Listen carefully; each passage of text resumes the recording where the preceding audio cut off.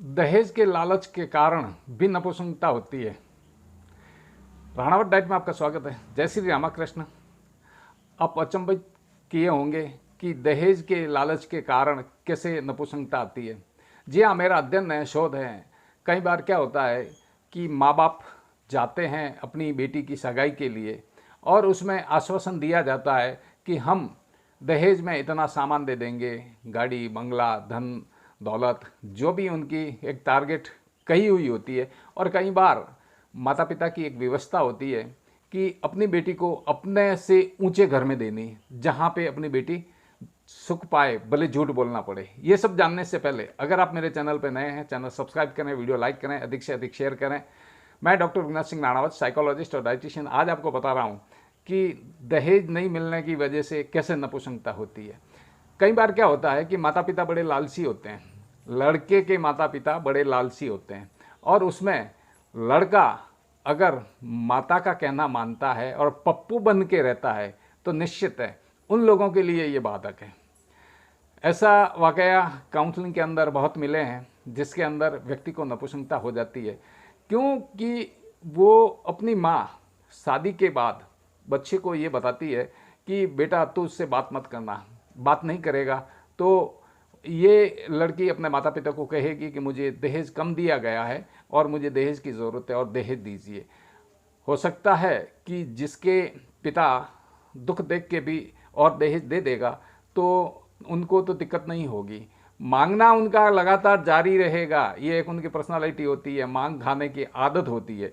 पर कुछ जगह पे ऐसा होता है कि लड़की का पिता एक विवश होता है, गरीब होता है, या उनकी गरीब न हो कि उनकी आय स्रोत कमज़ोर हो सकती है, तो वो कहाँ से देगा, नहीं दे पाता है। और जब नहीं दे पाएगा और पप्पू किस्म का जो अपनी माँ के कहने का मानता है और वो अपनी स्त्री को मुंह नहीं लगाता है, तो स्त्री से दूर रहने की वजह से उसे ये दिक्कत हो जाती है कि जब स्त्री के अंदर रुचि नहीं रहेगी और वो लड़का करीब करीब 99% हस्तमैथुन करता है। जब हस्तमैथुन कर लेगा तो वीर्य तो उसका तो निकल चुका है, अब उसे औरत की कहाँ ज़रूरत है।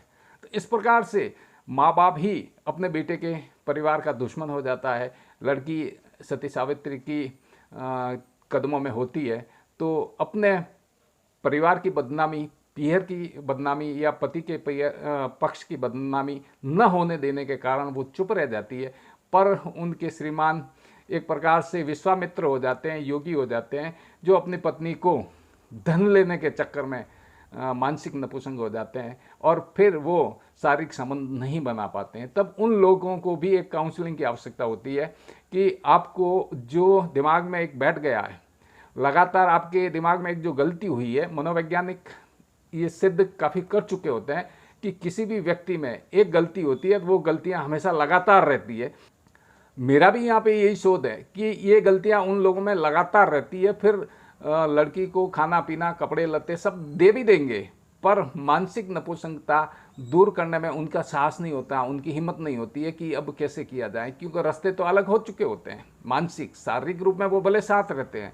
तो ऐसे लोगों के लिए मेरा यही कहना है कि जो माताएं अपने बेटे को पप्पू बना के रखी है, पल्लू पकड़ के रखी है, उन्हें ये पता नहीं है कि तुम्हारे वंश नहीं बढ़ेगा, तुम्हारे घर में ही नुकसान हो रहा है। अब बेटे को कहो कमाए और वो कमाएगा तो कल संग्रह हो जाएगा धन। तो हिसाब से ऐसे लोगों को माता पिता को भी काउंसलिंग की ज़रूरत हो सकती है। लड़के के माता पिता को भी काउंसलिंग की ज़रूरत है, लड़की के माता पिता को भी काउंसलिंग की ज़रूरत है, और वर वधू यानी जोड़ा जो भी है, लड़की या औरत है, ऐसे लोगों को भी काउंसलिंग ज़रूर होती है। लोग खुलकर सामने नहीं आते हैं। ये साइको टेस्ट के बाद पता चल सकता है कि इनमें ये दिक्कतें हैं, बाकी उन दिक्कतों के बारे में उन्हें पता नहीं चलता है। अब रही उन्हें ये मानसिक जो दिक्कत होती है, उसके लिए काउंसलिंग की ज़रूरत है। हो सकता है कुछ शारीरिक विकास वृद्धि में कुछ औषधियों की अगर ज़रूरत पड़ती है तो वो भी हम बताते हैं, उससे ठीक हो जाते हैं। पर प्रथम दृष्टया यही है कि दोनों पक्ष के माता पिता को काउंसलिंग की आवश्यकता है। लड़के और लड़की को, स्त्री और पुरुष, उनको मनोवैज्ञानिक परामर्श की आवश्यकता है, और वो परामर्श लेने के बाद में सामान्य अवस्था में हो सकते हैं। 100% वो मर्द होते हैं, पर मानसिकता उनके गलत दिशा में चली जाती है, लगातार गलतियां होती है और उन गलतियों को सुधारा जा सकता है।